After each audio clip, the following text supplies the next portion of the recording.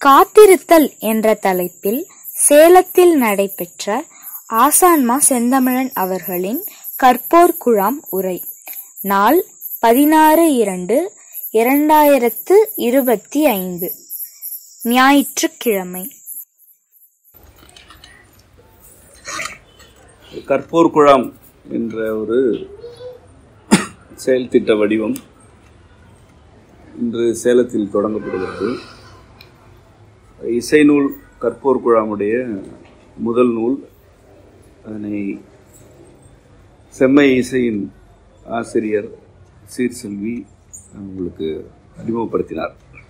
இவ்வாறு ஒவ்வொரு நிகழ்விலும் ஏதேனும் ஒரு நூல் குறித்த அறிமுகத்தை என்னுடைய மாணவர்களில் யாரேனும் ஒருவர் அல்லது என் குழுவில் ஆசிரியராக இருக்கும் யாரேனும் ஒருவர் உங்களுக்கு விளக்குவார்கள். அந்த நூலை நீங்கள் பயிலலாம்.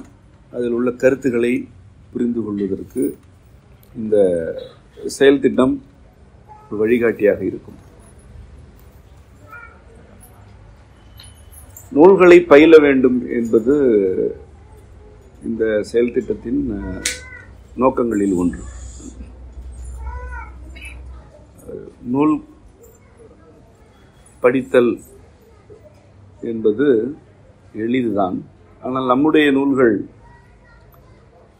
சற்று கடினமானவை, சில நூல்கள் மிக கடினமானவை, சில நூல்கள்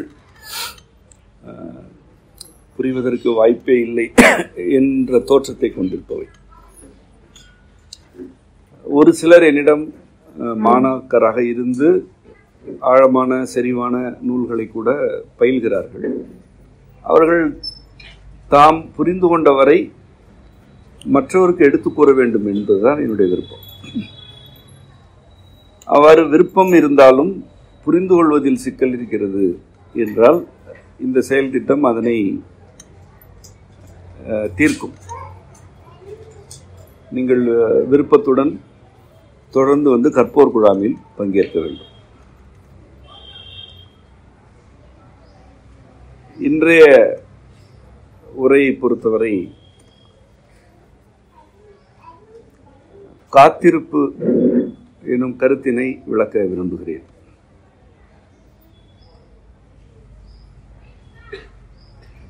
இருத்தல் என்பது தொல்காப்பியத்தில் உள்ள 5 திணைகளில் ஒன்றாகிய முல்லை திணைக்கு உரிய கருத்து. அதனை நாம் உரிப்பொருள் என்று கூறுவோம். அதாவது உரித்தான பொருள். முல்லை திணைக்கு உரிய பொருள் அல்லது உணர்ச்சி இருத்தல். முல்லை எனப்படுவது சமவெளி காடு.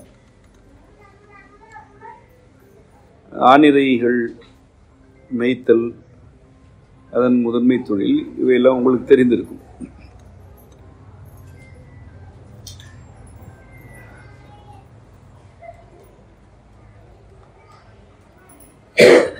முல்லை நிலத்தில் வேநீர் காலம் கடுமையாக இருக்கும். அதிலும் முதுவேநீர் காலம், அதாவது கடும் வெயில் என்று நாம் அழைக்கிறோம் அல்லவா, அதுதான் முதுவேநீர் காலம். அது மிக கடுமையாக இருக்கும். பின்னர் கார்காலம் தொடங்கும்.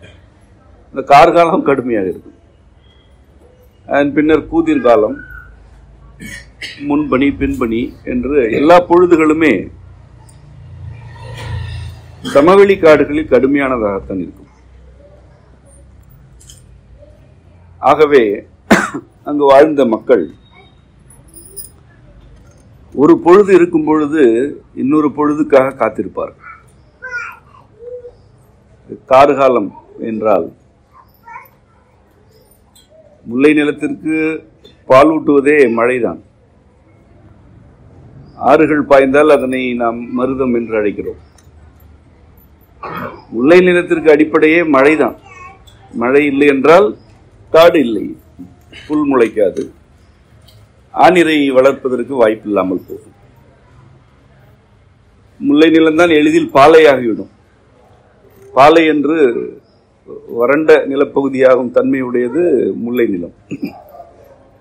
எப்பொழுது அப்படி ஆகிவிடுமோ என்ற அச்சம் இருக்கத்தான் செய்யும். அவ்வகையில் கார்காலம் மிக இன்றியமையாதது. அது பாலூட்டுவது. கார்காலம் தொடங்கிய பின்னர் மகிழ்ச்சி இருக்கும். ஆனால் கார்காலத்தின் வளர்ச்சி போக்கு கடுமையானதாக இருக்கும். ஆடு மாடுகளை அவிழ்த்துக் கொண்டு காடுகளுக்கு செல்ல இயலாது, மேய்க்க இயலாது. கடும் மழை இருந்தால் ஆடு மாடுகளுக்கு பிணியும் உடல் நலிவும் கூட ஏற்படும். புல் முளைத்து கிடக்கும், ஆனால் அவை இறை எடுக்காது. ஒரு வழியாக கார்காலம் வளர்ச்சி அடைந்து சிக்கல்கள் இருக்கையில் இது எப்பொழுது முடியுமோ என்று காத்திருப்பது இயல்பு. மழை வேண்டும் என்று வேநீர் காலத்தில் காத்திருந்தார்கள். கார்காலம் வந்ததே என்று மகிழ்ந்தார்கள். மேலும் வர வேண்டும் என்று வேண்டினார்கள். மேலும் வந்தது. மேலும் மேலும் மழை பெய்து கொண்டே இருந்தது. இது எப்பொழுது முடியுமோ என்று ஏங்க தொடங்குகிறார். ஒரு நிலைக்கு பிறகு கார்காலம் நிறைவுக்கு வருகிறது. கூதிர்காலம் என்ற பொழுது தொடங்குகிறது. இந்த கூதிர்காலத்தில் மழையின் சாரல் இருக்கும். மழை முற்றும் நின்று போகாது. அதேவேளை பனி தொடங்கும், இளம்பனியாக இருக்கும். மழையின் குளிர்ச்சியும் பனியின் குளிர்ச்சியும் ஒருங்கே கொண்டது. காற்று எப்பொழுதுமே குளிர்ச்சியாக இருக்கும். இன்றும் கூட அது கூதல் காற்று என்று அழைக்கப்படுகிறது. வழக்கு சொல்லில் அது ஊதக்காற்று என்று அழைக்கப்படுகிறது. அதுதான் கூதிர்காலம். எப்பொழுதுமே குளிர்ந்த காற்று வீசிக்கொண்டிருக்கும். கார்காலத்தில் இன்னல்களை பெற்றவர்கள் கூதிர்காலம் வந்தவுடன் மகிழ்ச்சி அடைவது இயல்பு. ஏனென்றால் கூதிர்காலத்தில் வெயில் நிலத்தின் மீது பட தொடங்கிவிடும். இருள் போல சூழ்ந்திருந்த மேக கூட்டம் விலகி சென்று விட்டது. இப்பொழுது இளவெயில் வருகிறது. ஆனால் காற்று கடும் குளிர்ச்சியாக இருக்கிறது. அது இதமாக இருக்கும். ஆணிரைகள் மீண்டும் வெளியே வந்து இரையெடுக்க தொடங்குகின்றன. மனிதர்கள் ஆடுகிறார்கள், பாடுகிறார்கள். காட்டாறுகளில் நீர் ஓடிக்கொண்டிருக்கிறது. ஏரி குளங்கள் நிரம்பி கிடக்கின்றன. பல வகையான பூக்கள் காடுகளில் குலுங்கிக் கொண்டிருக்கின்றன. இது வளர்ச்சி அடைகிறது. கூதிர்காலம் வளர்ச்சி அடையும் பொழுது உடலை குளிர்காற்று வாட்டத் தொடங்குகிறது. மழையின் சாரலும் இருக்கிறது, காற்றின் குளிர்ச்சியும் இருக்கிறது என்பதனால் ஏற்கனவே கார்காலத்தில் கடும் குளிர்ச்சியில் இருந்தவர்களுக்கு ஒரு நிலைக்கு பிறகு இதுவும் வாட்டமாகிறது. இப்பொழுது இது எப்பொழுது முடியுமோ என்று அவர்கள் இயங்க தொடங்குகிறார்கள். இந்த கூதிர் காற்று எப்பொழுதுதான் முடியுமோ என்று இயங்குகிறார்கள். இது முடிந்தால் வர இருப்பது முன்பனி, அதிகாலை பனிப்பொழிவு. அதன் பிறகு பனிப்பொழிவு குறைந்துவிடும், வெயில் வந்துவிடும். ஆகவே இந்த முன்பனி காலம் வந்தால் போதும் என்று அவர்கள் இயங்குகிறார்கள். முன்பனி காலமும் வருகிறது. மகிழ்ச்சி. எங்கு பார்த்தாலும் பூக்கள் பூத்து கிடக்கின்றன. பனிக்காலத்தின் இன்றியமையாத தன்மைகளில் அது ஒன்று. காந்தள் மலர்கள் நிறைய பூக்கும் காலம் அது. கருநீல பூக்கள் முல்லை நிலத்தில் பூக்கும் காலம் அது. கொடிகள் வளர்ச்சி அடையும். பல தாவரங்கள் வளர்ச்சி அடைவது முன்பனி காலத்தில். பயிரிடுதல் தொடங்கப்படுகிறது. முன்பனி காலத்தில் பல பயிரிடும் நிகழ்வுகளும் உண்டு. இந்த முன்பனி காலம் வளர்ச்சி அடையும் பொழுது அதிகாலை பனி அதிகாலையோடு நிற்காது, அது பகல் பொழுது வரை நீளும். முன்பனி தொடக்கம் அதிகாலை. ஆனால் அது வளர்ச்சியடைய பகல் பொழுதிலும் பனிப்பொழிவு இருக்கும். ஒரு குறிப்பிட்ட நிலைக்கு பிறகு பிற்பகல் வரை பனி இருக்கும். பிற்பகலில் இருந்து பனி தொடங்கிவிட்டால் அது பின்பனி. இந்த பனி வளர்ச்சி அடைகையில் மக்களுக்கு மீண்டும் ஏக்கம் வருகிறது. இந்த முற்பகலாவது பனி இல்லாமல் இருந்தால் நன்றாக இருக்கும், இது எப்பொழுது முடியுமோ, பின்பணி காலமே நன்றாக இருக்கும் என்று கருதுகிறார்கள். பின்பணி காலமும் வருகிறது. பின்பணி காலம் என்பது பிற்பகலில் இருந்து நள்ளிரவு வரை பனிப்பொழிவு இருக்கும் காலம். பகலில் உற்சாகமாக இருக்கிறார்கள், மாலை வரும்பொழுது உடல் நடுங்க தொடங்குகிறது. மீண்டும் ஆனிரை கோட்டத்திற்கு நோய்கள் வருகின்றன, மாந்தருக்கும் நோய்கள் வருகின்றன. குறிப்பாக கபத்தொல்லைகள் எல்லாம் பின்பணியில் மிகுதி. ஏனெனில் இரவு பொழுது மேலும் குளிர்ச்சி அடைந்து விட்டால் உடலில் கபம் மிகுந்துவிடும். இவ்வாறு பின்பணி வளர்ச்சி அடைய தொடங்குகிறது. இரவு உறக்கமே போதுமானதாக இருப்பதில்லை. அந்த அளவுக்கு காற்றில் குளிர்ச்சி இருக்கும், பனி குளிர்ச்சி இருக்கும். இந்த பின்பணி காலத்தின் குளிர்ச்சிக்கு வேறொரு தன்மை உண்டு, அது வறட்சியை கொடுக்கும்.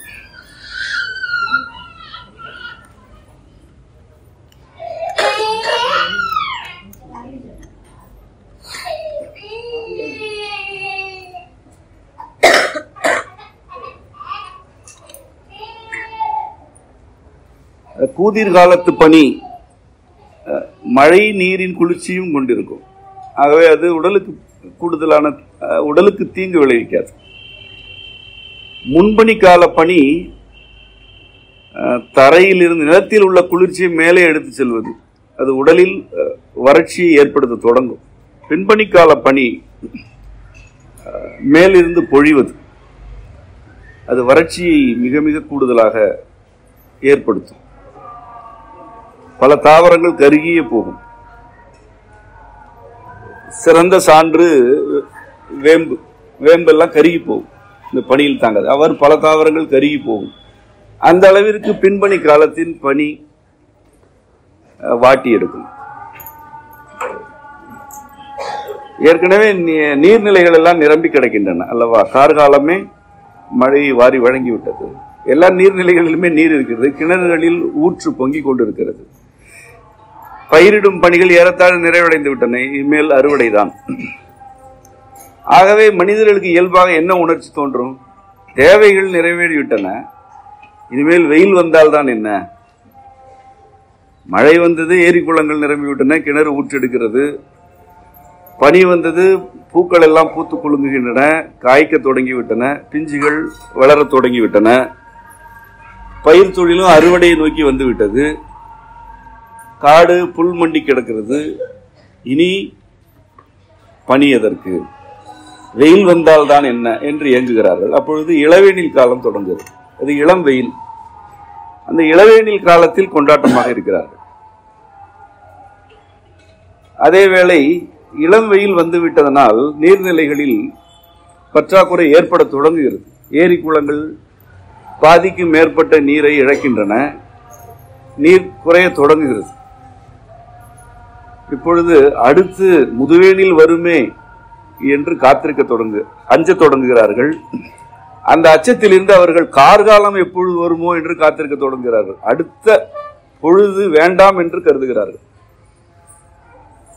ஆனால் அடுத்த பொழுதாகிய முதுவேனில் வந்தால்தான் மழை வரும், கார்காலம் வரும். விளைவாக இளவேநீர் காலத்தின் ஒரு பகுதியையும் முதுவேநீர் காலம் முழுமையையும் காத்திருப்பு என்ற ஒரு உணர்ச்சியிலேயே கழிக்கிறார்கள். கார்காலம் வருகிறது. கார்காலம் வந்தவுடன் கொண்டாடுகிறார்கள். பின்னர் நான் கூறியவாறு காலம் சுழல்கிறது, உணர்ச்சிகளும் சுழல்கின்றன. முல்லை நிலத்திற்குரிய உணர்ச்சி என்று இருத்தல் வைக்கப்பட்டதற்கு இது ஒரு அடிப்படையாக இருக்கலாம் என்று நான் கருதுகிறேன். இவ்வாறான காத்திருப்பு வேறு நிலப்பகுதிகளுக்கு இல்லை. நெய்தல் என்றால் எப்பொழுதுமே கடலில் வளம் குறைவதில்லை. தொழிலுக்கு செல்லலாம், செல்லாமல் இருக்கலாம். ஆனால் வேறு பெரிய சிக்கல்கள் இல்லை. மருது நிலம் எங்கிருந்தோ புனல் நீரை, அதாவது ஆற்று நீரை கொண்டு வந்து விடுகிறது. ஆகவே அவர்களுக்கு எந்த சிக்கலும் இல்லை. அவர்கள் ஊரில் மழை பெய்யவில்லை என்றாலும் எங்கோ பெய்யும் மழை அவர்களுக்கு வந்து சேர்ந்து விடுகிறது. எந்த பருவமாகினும் அவர்கள் ஒரு நிலைநிறுத்தம் கொண்ட வாழ்க்கையை மேற்கொள்கிறார்கள். குறிஞ்சி ஆகச் சிறந்தது. கருமையான மலைகள், அடர்ந்த காடுகள், அங்கு எப்பொழுதுமே இளவெயில் இருக்கும், எப்பொழுதுமே இளம் பனி இருக்கும், எப்பொழுதுமே தூறலும் சாரலும் இருக்கும். கடுமழை பொழிந்தாலும் எதுவும் தேங்காது. இப்படி வெவ்வேறு நிலப்பகுதிகளில் உள்ள பொழுதுகள் இடர் குறைவானவையாக இருக்கும்போது, இந்த முல்லை நிலம் மட்டும் இது வந்தால் அது வேண்டும், அதுவும் வந்தால் வேறு வேண்டும் என்று கேட்கும்படியாக இருக்கிறது. ஆகவே இந்த முல்லை நில மாந்தருடைய அடிப்படை உணர்ச்சியாக இருத்தல் கூறப்பட்டிருக்கலாம் என்று நான் கருதுகிறேன். இங்கு ஏன் இந்த சான்றினை முன்வைத்தேன் என்றால்,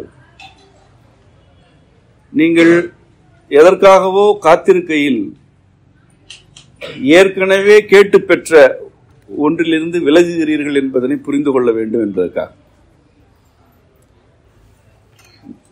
நீங்கள் ஏற்கனவே எதனை அடைந்திருக்கிறீர்களோ அது கடும் வெயில் என்று ஆகிவிட்டதனால் கார்காலம் வேண்டும் என்று காத்திருக்கிறீர்கள். கார்காலம் வந்தால் என்ன செய்ய போகிறீர்கள்? இது கடுமையாக இருக்கிறது என்று அடுத்த பொழுதை வேண்டப் போகிறீர்கள்.